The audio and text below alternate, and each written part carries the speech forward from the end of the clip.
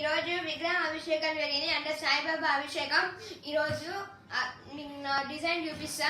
అభిషేకం వీడియోలన్నీ రేపు అప్లోడ్ చేస్తా. మా చెల్లిని చూపిస్తారండి.